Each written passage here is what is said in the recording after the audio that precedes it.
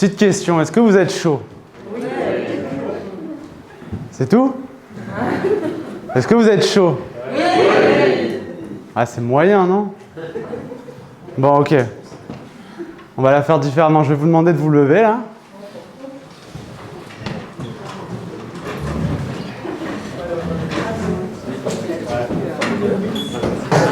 Vous êtes en forme? Ouais, on va faire monter l'énergie, hein? Ok, allez, on va taper dans les mains.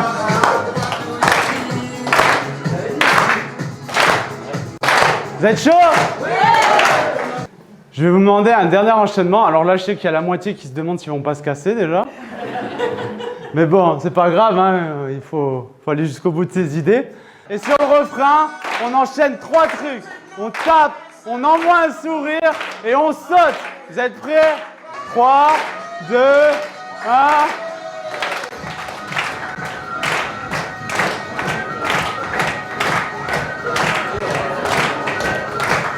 Ouais!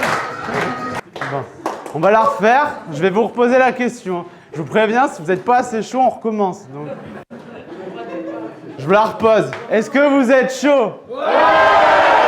On peut y aller.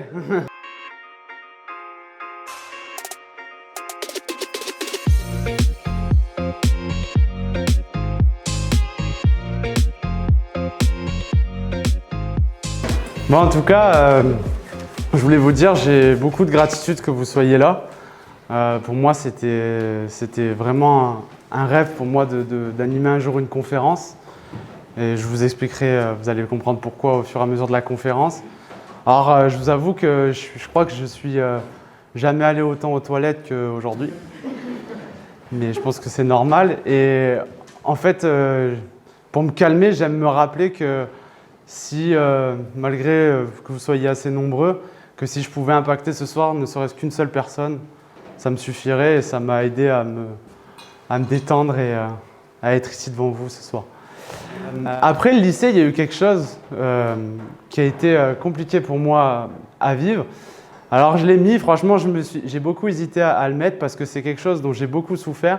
Ça a été le rejet physique, puisqu'en fait, jusqu'à mes 20 ans, 22 ans, en fait, j'avais une malformation de la mâchoire qui fait que peu importe les appareils que je portais, j'avais les dents décalées et ça donnait un truc du genre comme ça. Donc, alors, je ne pouvais pas sourire, c'était pas super facile à vivre au quotidien. J'avais du mal à sourire, j'étais incapable de parler devant quelqu'un sans mettre la main devant la bouche. Et surtout, je me suis demandé si j'allais pas tourner dans 40 ans toujours puceau. Donc voilà, juste ce petit message de dire que rien n'est jamais figé, peu importe ce qu'on vous a un peu dit avant. Et en fait, il y a un truc qui va se passer, c'est que je vais beaucoup évoluer. Donc je vais subir une opération, la mâchoire, vous voyez, j'ai un beau sourire. Et après ça, en fait, du coup, je vais reprendre mes études, je vais les poursuivre, je vais trouver un travail, une entreprise dans laquelle je suis heureux. Merci. Mais il y a un truc quand même qui va se passer, c'est que en fait, je vais m'apercevoir que malgré le fait que je me sens mieux, enfin que je me sente mieux que je sois mieux dans ma peau, le fait que je trouve un travail qui me plaise, le fait que je fasse des études qui me plaisent, que j'intègre une école de commerce, en fait, il me manque toujours quelque chose. Et il me manque toujours quelque chose comme si j'étais pas vraiment heureux au fond de moi. Et il va se passer un truc assez dingue. Le 28 juin 2018, je vous ai mis cette citation de Raphaël Giordano. Ma deuxième vie commença le jour où je compris que je n'en avais qu'une. Je vous dis ça parce que ce jour-là, je crois que c'est la plus grosse prise de conscience de toute ma vie. Le 28 juin 2018, en fait, c'est une période qui est assez compliquée puisque je sors d'une séparation assez compliquée.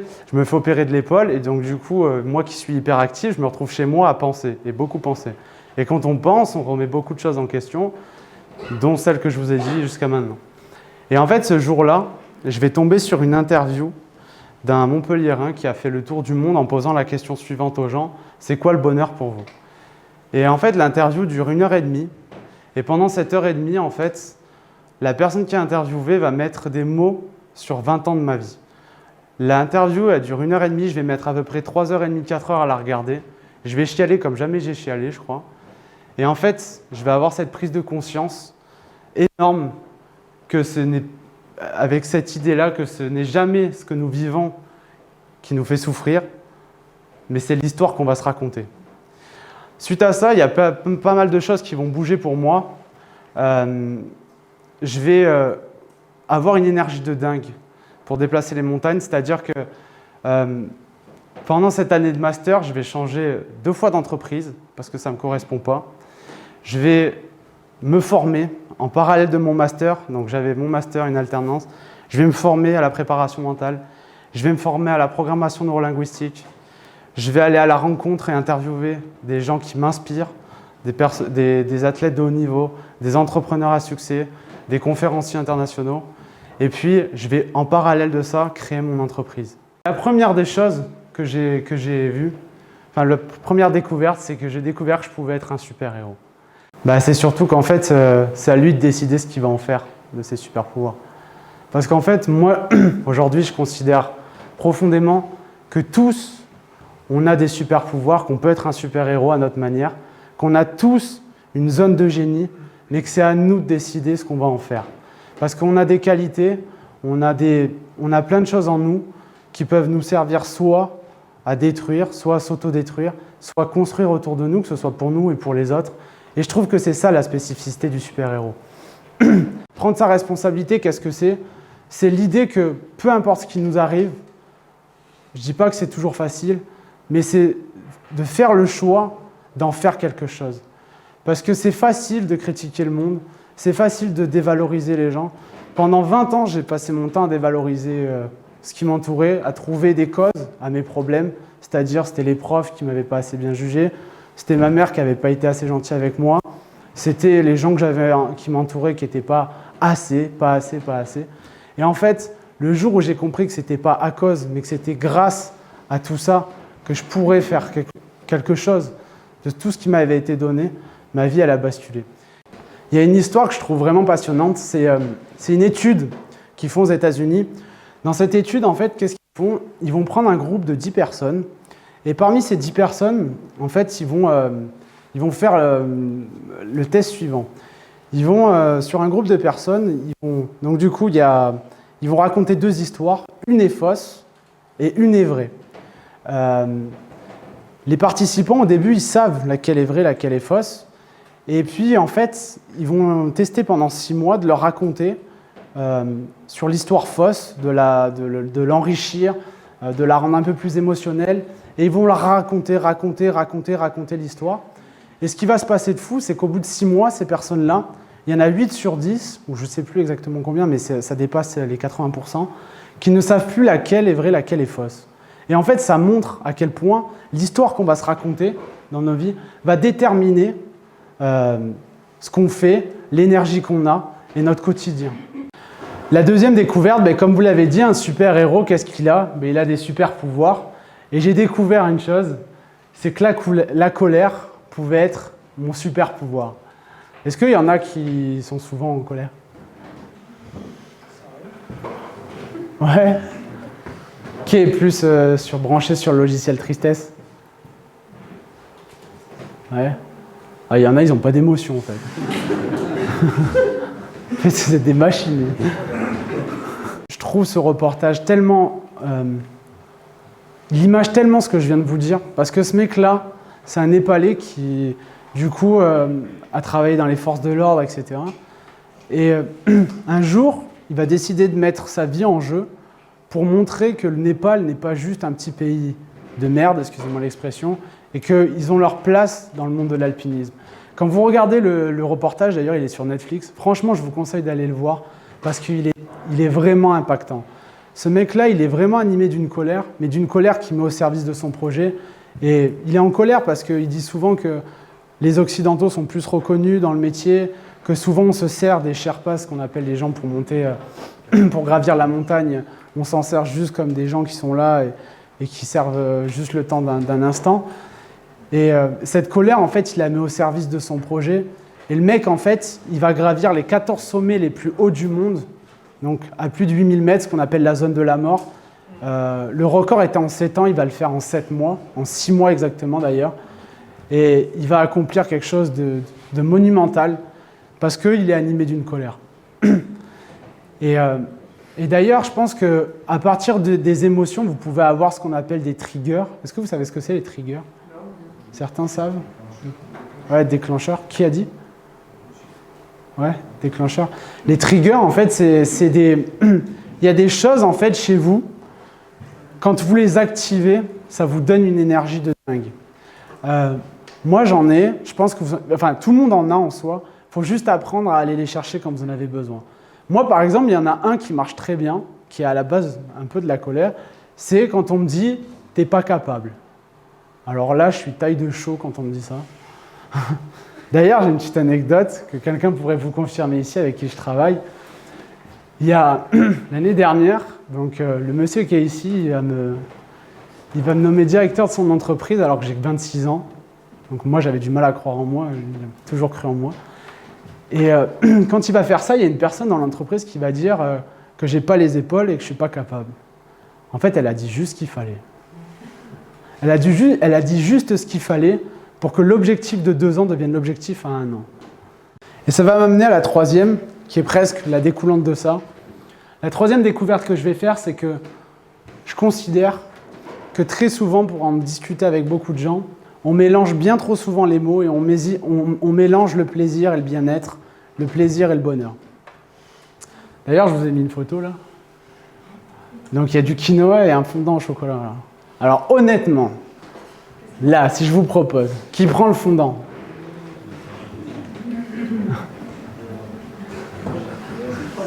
Bon, il y a encore quelques mythos. Qui prend le quinoa? Ok. Zone de dépassement après. Dépassement.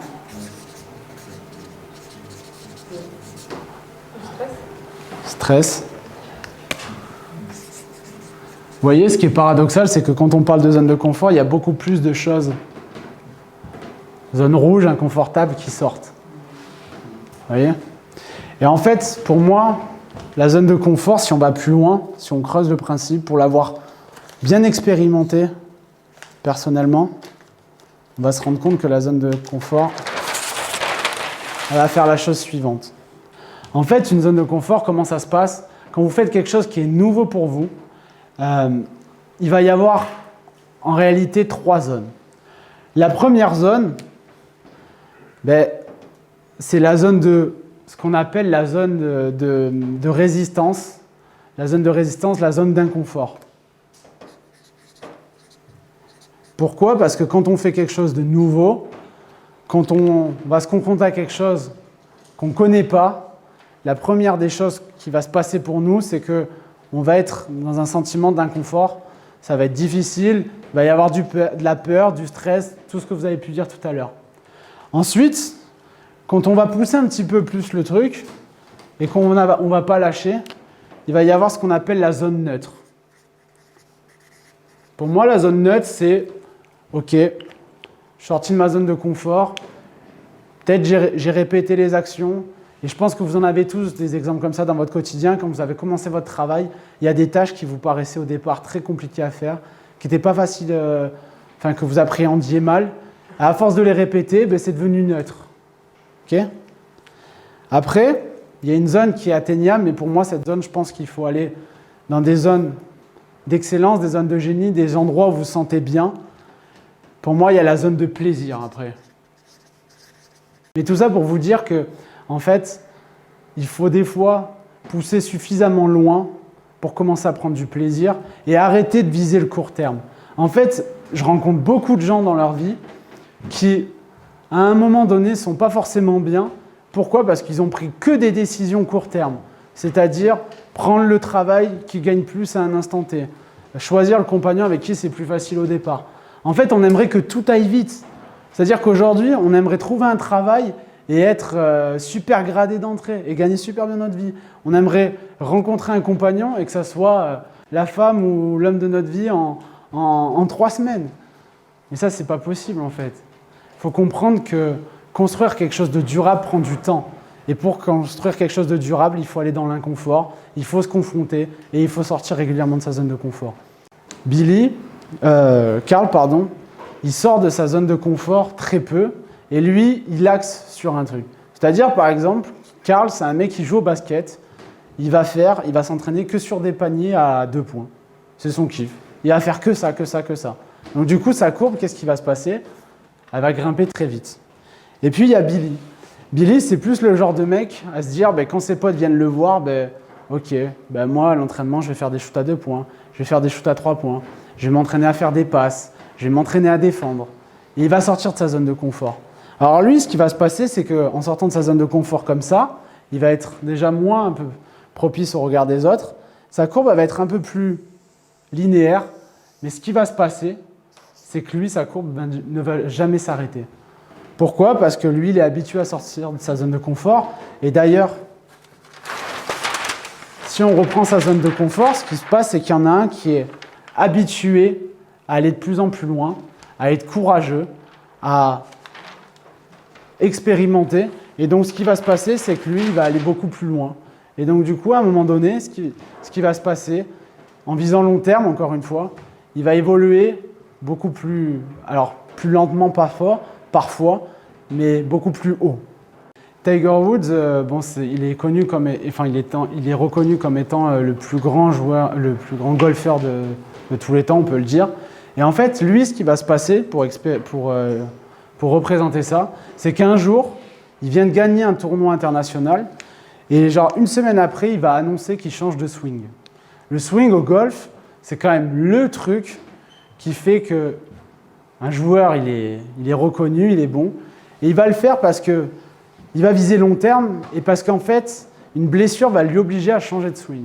S'il avait visé court terme, il se serait dit « Ok, moi je garde mon swing et puis on verra ce qui se passera. » Lui, il a préféré se dire « Je suis prêt à perdre sur certains tournois, certains événements pour à long terme arriver là où je veux arriver et rester au top pendant des années. » Et j'aime bien raconter cette anecdote parce que ça montre à quel point la notion de viser long terme paye toujours. La 4e découverte que je vais faire, et celle-là, elle me touche particulièrement, c'est que pour moi, la confiance en soi est beaucoup trop abstraite pour en faire une finalité. En fait, c'est un truc de malade, je vous dis, franchement, c'est un truc de fou. Comme à chaque fois que je rencontre quelqu'un, que ce soit quand je vais faire des interventions auprès de jeunes, quand je coach, quand je rencontre des gens, le nombre de fois où on me dit « je passe pas à l'action parce que je manque de confiance ». Mais c'est 80% des cas. Et souvent, j'aime bien poser cette question. Est-ce que tu penses que tu ne passes pas à l'action parce que tu manques de confiance? Ou est-ce que c'est parce que tu ne passes pas à l'action que tu manques de c'est parce que tu ne passes pas à l'action que tu manques de confiance?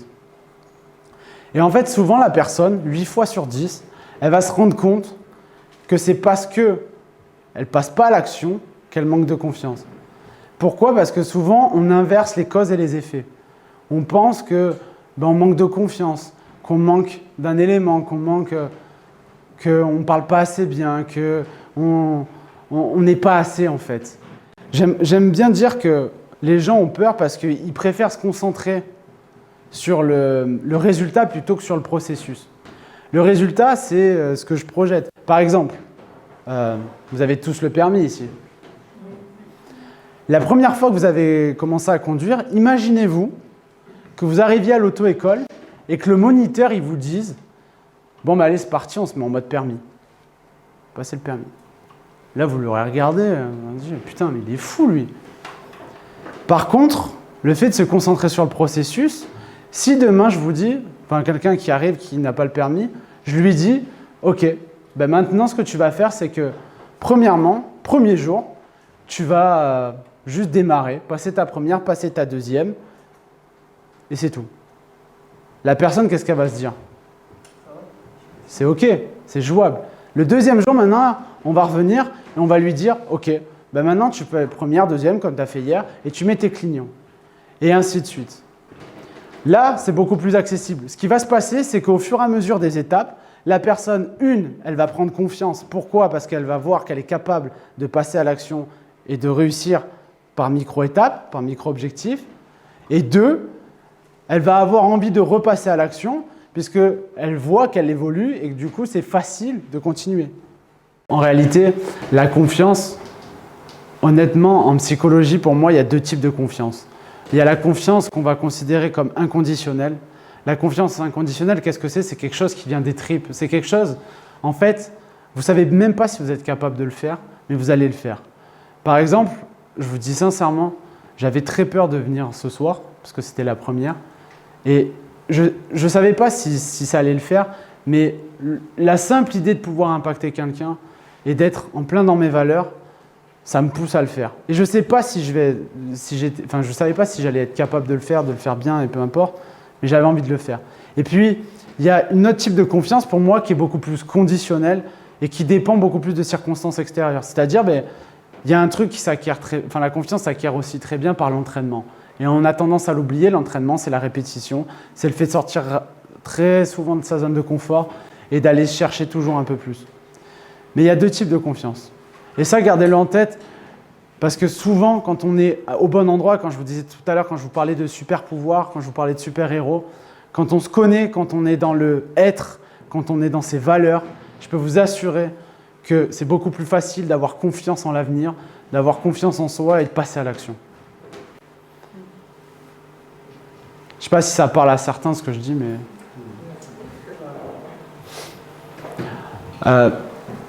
D'ailleurs, moi j'ai une petite anecdote. En fait, vous avez vu la photo que je vous ai montrée tout à l'heure, là, où je n'étais pas très à mon avantage. Et du coup, en fait, sans le savoir, à 18 ans, j'ai fait de la PNL, mais plus. Enfin, la PNL, c'est la programmation neurolinguistique. Hein. Je ne parle pas du groupe PNL. Hein.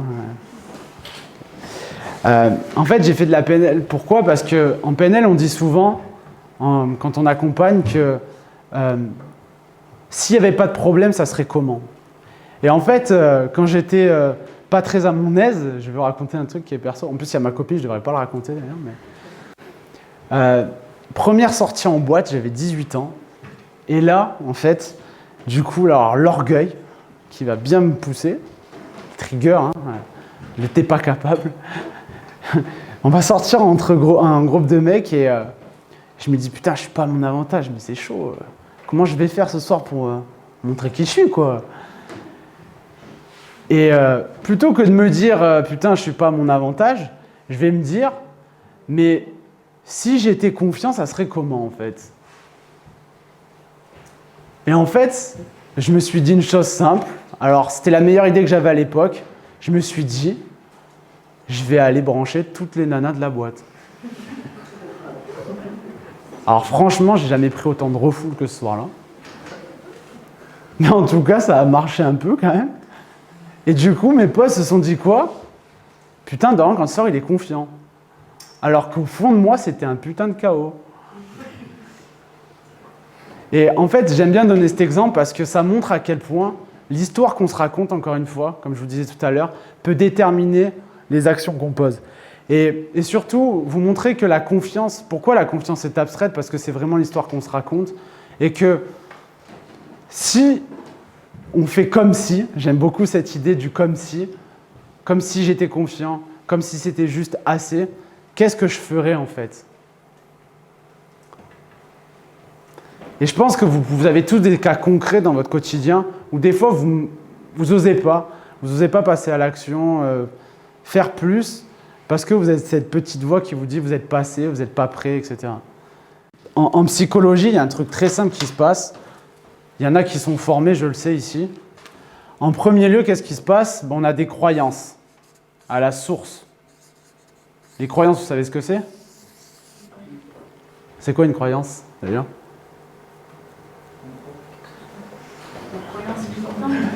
Ouais, il y a des croyances. Une croyance, c'est quelque chose auquel je crois, qui est déterminé par mon passé, par mon enfance, par l'éducation exactement, par les gens que je côtoie au quotidien, par les médias, enfin peu importe. De ces croyances, il va se créer un truc simple je vais avoir des pensées. Donc, tu vois, par exemple, si je reprends mon cas de tout à l'heure, bah, moi, la pensée, c'est que vu que physiquement, je ne suis pas à mon avantage, je ne vais pas plaire. Donc ça, c'était ma pensée. Ensuite, de ces pensées, il va se passer un truc. On va avoir des émotions.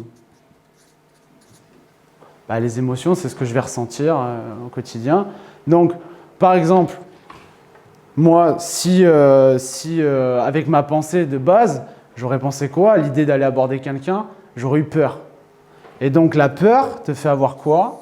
Des comportements. Et ces comportements-là te font avoir des résultats.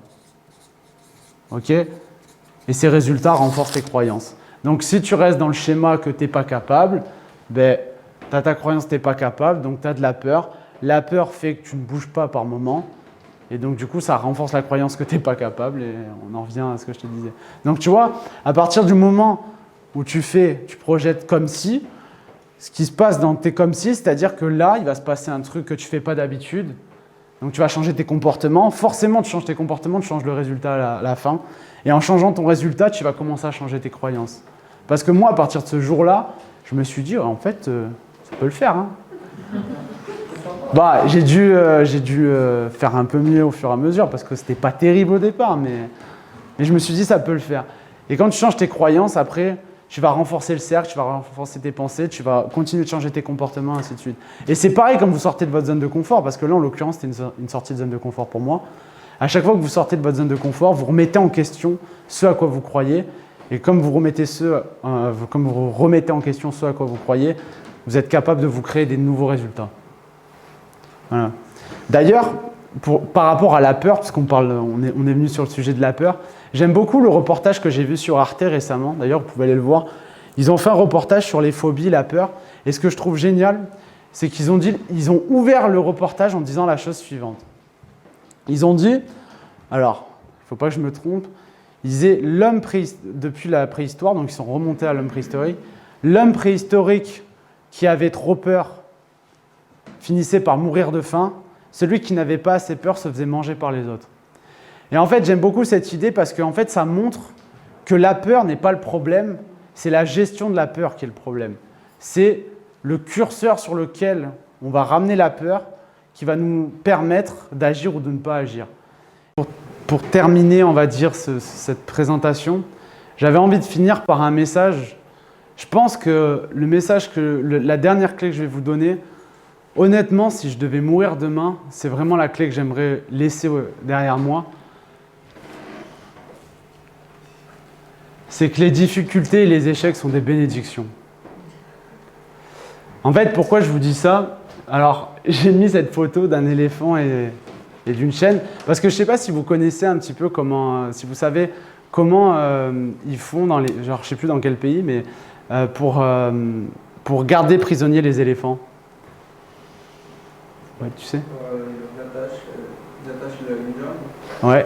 Et une fois qu'ils grandissent, malgré qu'ils aient grandi, même malgré qu'ils aient la force de l'arracher, ils bougent pas. Exactement. Et ça, c'est pour ça que je vous parlais tout à l'heure de l'histoire qu'on se raconte. Parce que l'éléphant, en fait, qu'est-ce qu'on fait? Quand il est petit, on lui accroche une corde qui est suffisante à l'époque pour le garder prisonnier. Et en fait, qu'est-ce qu'il se dit? Il se dit que vu que cette corde l'a attaché petit et qu'il n'a pas pu s'en échapper, plus tard, il garde la croyance, donc on revient sur les croyances, que ce n'est pas possible de s'échapper. Et ce qui est fou, c'est que cette corde, il suffirait qu'il fasse un micro-mouvement pour l'arracher, mais pourtant il ne le fait pas. Pourquoi? Parce qu'en fait, il a ses chaînes et qu'il a ses croyances limitantes que ce n'est pas possible. Et donc, c'est pour ça que je vous disais tout à l'heure qu'il est important de toujours remettre en question ses croyances. Et pour imager ça, en fait, je vous ai parlé tout à l'heure, j'ai introduit cette conférence en vous disant que dans le passé, il y avait eu des choses qui n'étaient pas toujours faciles. Je vous ai parlé de mon adolescence, je vous ai parlé de mon enfance, je vous ai parlé du lycée, je vous ai parlé de quand j'avais 20 ans et que ce n'était pas facile le rejet. Mais pour moi, il y a une citation qui reflète à merveille ça. C'est cette citation, elle me touche énormément. La première fois que je l'ai vue, j'ai eu les larmes aux yeux, j'en ai même pleuré. Nul n'est autant capable de gratitude que celui qui a émergé du au royaume des ténèbres. En fait, cette citation, elle me touche parce que je pense sincèrement que tous dans cette salle, à un moment donné de notre vie, on peut aller côtoyer ce royaume des ténèbres avec plus ou moins de... Enfin, il peut être plus ou moins sombre. Alors moi, je vais vous confier un truc que je crois que peut-être seulement 3 personnes savent dans ma vie aujourd'hui.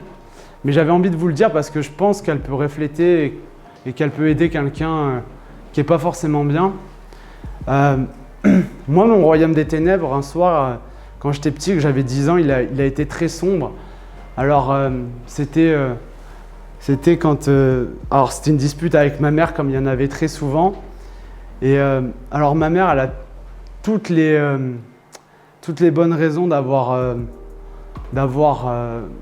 comment dire? Elle a eu une vie pas facile. Elle a perdu un enfant avant moi qui avait 4 ans. Et un soir, dans un de ces grands moments, comme je les appelle, avec beaucoup de sourire maintenant, elle va me dire la chose suivante, elle va me dire bah, tu sais Dorian, si j'avais le choix, aujourd'hui, bah, tu ne serais pas là et je récupérais l'enfant que j'ai perdu. Alors j'avais 10 ans ce soir-là, et c'est marrant parce que ce soir-là, le royaume des ténèbres, il a tellement été sombre que je vivais au 5e étage et que je me suis demandé si ce n'était pas mieux que je me jette par la fenêtre. Je ne l'ai pas fait et paradoxalement, vous savez quoi? Si aujourd'hui je suis là, c'est le paradoxe, c'est que cette phrase m'a beaucoup détruite à un moment, mais elle a été... J'ai beaucoup de gratitude pour ce qu'elle m'a dit ce soir-là parce qu'elle m'a aidé à développer chez moi une empathie extrême et elle est la raison pour laquelle je me bats aujourd'hui, la raison pour laquelle je me lève tous les matins pour montrer à ce petit enfant de 10 ans, à ce petit Dorian, que tout est possible et que la vie vaut d'être vécue et surtout d'apporter autour de moi, aux gens que j'ai autour de moi, aux gens que j'accompagne en coaching, de les éclairer un peu et de faire en sorte que s'ils côtoient le royaume des ténèbres, qu'ils soient un peu moins sombres en fait. Voilà, merci. Ouais.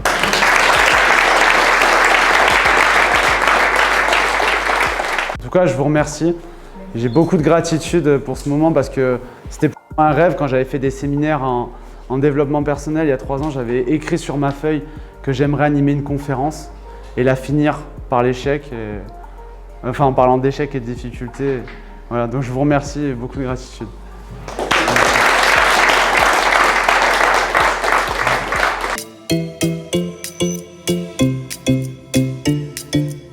Pour ma première conférence, c'est la première fois que je venais à une conférence et Dorian Solaire a assuré. Et sincèrement, je pense qu'il m'a beaucoup appris sur la peur et sur la gestion des émotions. Et voilà. C'est ce que tu as le plus apprécié? Voilà, c'est ce que j'ai le plus apprécié. Ah bah, je te remercie, c'est cool. Et ces exemples étaient très pertinents et je pense qu'il faudrait qu'il continue comme ça. Ça fait plaisir. Je tenais juste à te féliciter Dorian pour ta première conférence, tu t'es dépassé, tu t'es lancé et c'était le principal. Voilà. Et ben, c'était une excellente conférence où Dorian nous a montré qu'on devait sortir de notre zone de confort et en plus il a illustré ses propos en sortant lui-même de sa zone de confort. Donc c'était très intéressant. C'était super intéressant et puis j'espère revenir à la prochaine avec plus de 3000 personnes. Voilà.